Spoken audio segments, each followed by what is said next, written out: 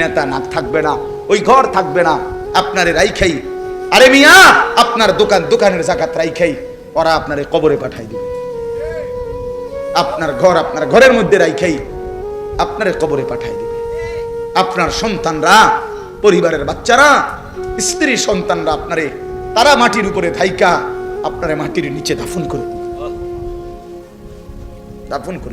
আপনি যাদের জন্য আল্লাহকে ছেড়ে দিছিলেন, যে সংসারে হাসি ফুটানোর জন্য, বউ বাচ্চার সংসার করার জন্য আপনি এক ওয়াক্ত নামাজ পড়তে পারেন নাই, আল্লাহকে ডাকতে পারেন নাই, আল্লাহরে ভুলে গেছেন বহু আগে।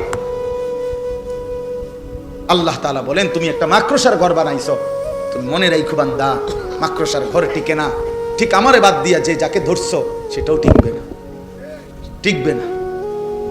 আমারে বাদ দিয়া কোনো নেতা, আমারে বাদ দিয়া কোনো কর্মী, আমারে বাদ দিয়া কোনো দল, আমারে বাদ দিয়া কোনো পার্টি যার উপরে ভরসা করবা সেটা টিকবে না, সেটা থাকবে না।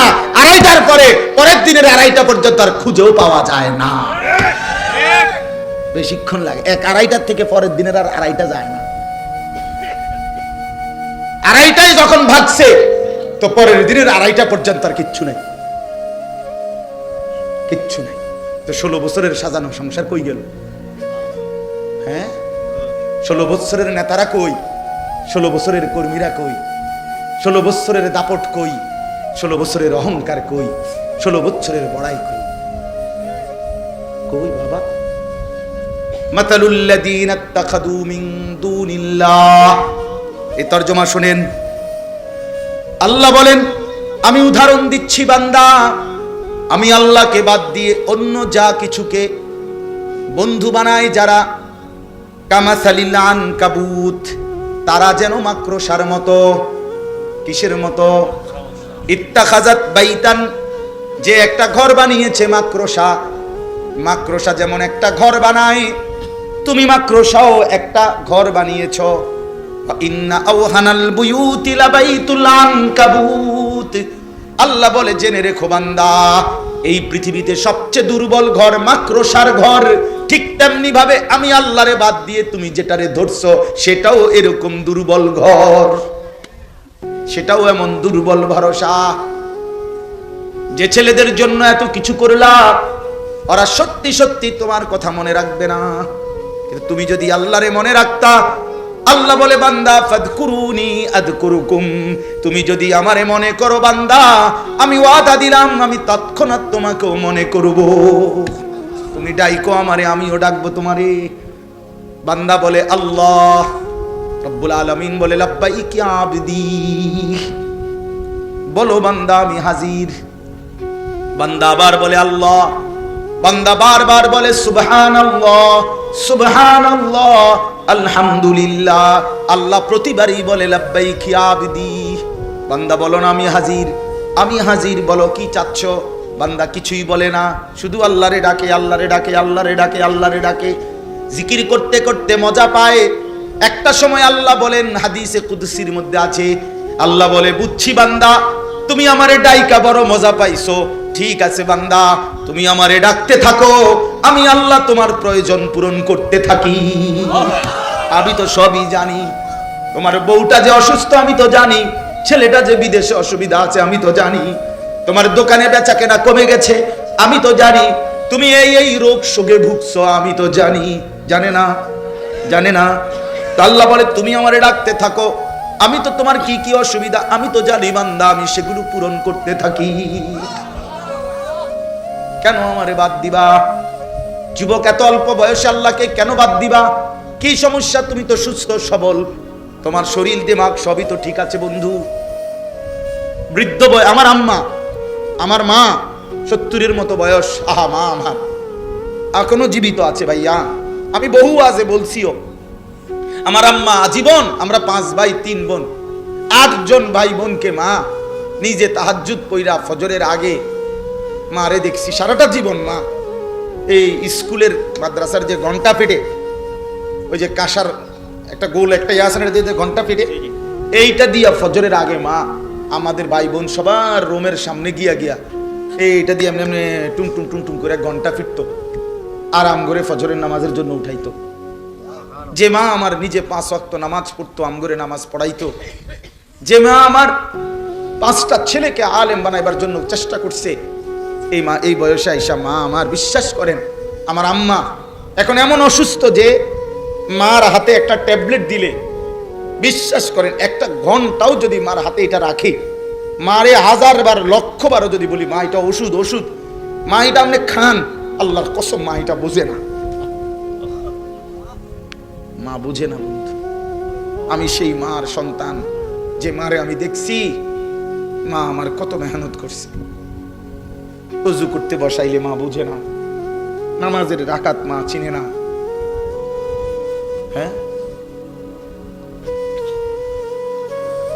ওহ কি আয়াত, ওই যে ওয়ামিনকুম মান ইউরাদ্দু ইলা আরদালিল উমর লিকাই লা ইয়ালামা মিন বা'দি ইলমিন শাইআ। আল্লাহ বলেন আমি কাউকে কাউকে এতটা বৃদ্ধ অবস্থায় পৌঁছাই যে তখন আর পিছনে যা যা জানতো কিছুই আর জানে না। সূরা হজ্জের আয়াত না, লিকাই লা ইয়ালামা মিন বা'দি ইলমিন শাইআ। আমি আল্লাহ বৃদ্ধ বয়সে একটা সময় সবকিছু পিছনের ভুলাইয়া দেই। মা আমার জগতের আর কিছুই বোঝে না। তো তুমি তো এমন বৃদ্ধ হও নাই, তুমি তো যুবক, শরীর স্বাস্থ্য সামর্থ্যবান, তুমি কেন সেজদা করো না? তুমি তো পাগলও না ছাগলও না, তুমি তো মাতালও না, তুমি তো বৃদ্ধ না অক্ষম না, তুমি তো প্যারালাইজড না পঙ্গু না, তুমি তো অচল না অসহায় না, কেন তুমি সেজদা করো না?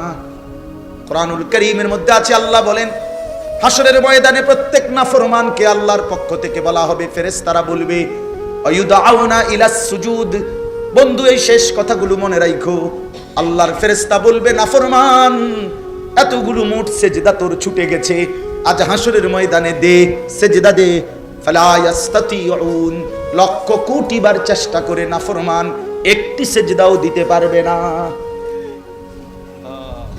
কোরআনে আছে, আল্লাহ বলেন জাহান্নামের ফেরেশতারা জাহান্নামীকে জিজ্ঞেস করবে মা সালাকাকুম ফি সাকার, ওই নাফরমান কি কারণে জাহান্নামে আসলি? আল্লাহর কসম বন্ধু, জাহান্নামী উত্তর দিবে, প্রথম উত্তর ক্বালু লাম নাকু মিনাল মুসাল্লিন, আমি নামাজি ছিলাম না। আল্লাহ কোরআনে বলেন কাল্লা ইদা বালাগাতিত তারাকি, আল্লাহ বলেন নাফরমানের মৃত্যু যন্ত্রণা হবে বড় কঠিন, কণ্ঠনালী পর্যন্ত, রূহটাকে কলিজার থেকে আজরাইল একটা টান দিয়া ছিঁড়ে ফেলবে, ছিঁড়লেই রূহটা কণ্ঠনালীর কাছে আসবে। এবার কণ্ঠনালী দিয়া রূহটা বাহির হতে চাইবে না।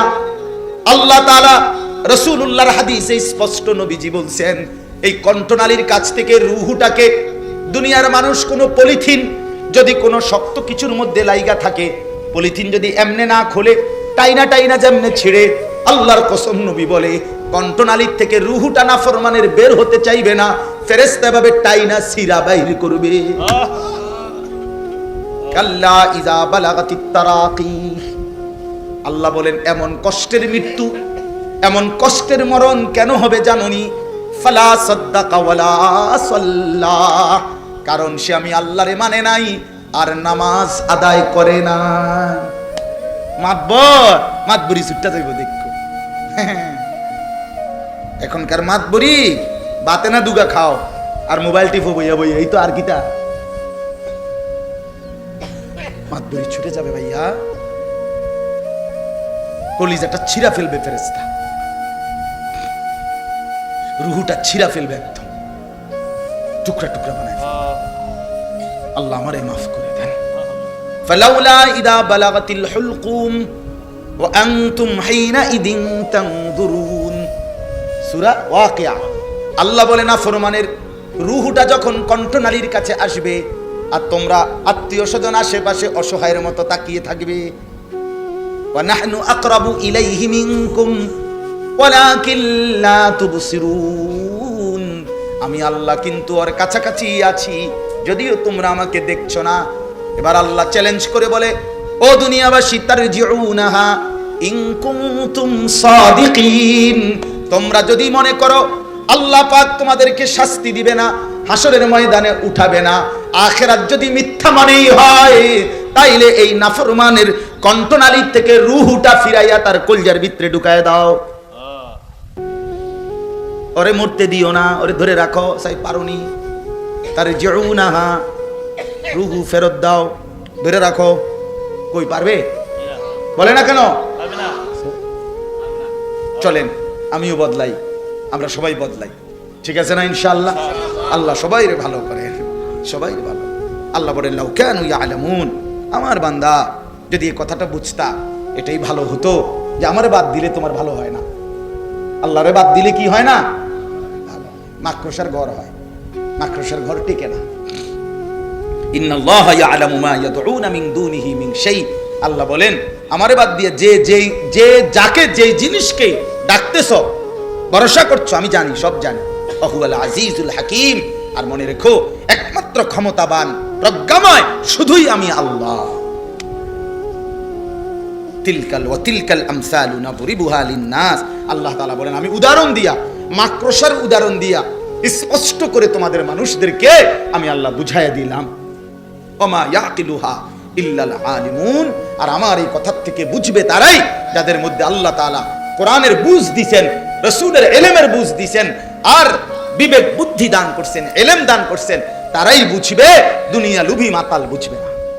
সে বলবে ও হুজুর এরকম কয়, হ তুমিও আচ্ছা মনে করো না, কইয়া উড়াই দিলারি, দাও উড়াইয়া দাও, অসুবিধা কি? বাতে তো খাও, আমরা বাতে খাই। দুনিয়া এই এমনি এমনি পার হইয়া যাবে, কাব্বাইয়া কুব্বাইয়া দুনিয়া পার হইয়া যাবে। হাসলেও দুনিয়া শেষ, কাঁদলেও দুনিয়া শেষ। কথা বলেন না? হ্যাঁ, আজকের রাত যার দুঃখের রাত তারও ভোর হবে, আজকের রাত যার আনন্দের রাত তারও ভোর হয়ে যায়। বাসর রাতও ভোর হয়, জেলখানার রাতও ভোর হয়। এটা তো শেষ হয়ে যাবে ভাইয়া। এরপরে কবর, হাসর, আখিরাত, পরকাল, নাকি এগুলো মিথ্যা? হ্যাঁ, 100 সত্য। মিথ্যা কথা এতদিন চলে না। কথা বলেন না কেন? মিথ্যা কথা এতদিন চলে না। যে 1450 বছর ধরে সেই নবীজির জামানার থেকে এতদিন বুঝি মিথ্যা কথা চলার কথা, কাজে বুঝাই যায় সত্য। আল্লাহ আমাদেরকে বুঝ দান করেন।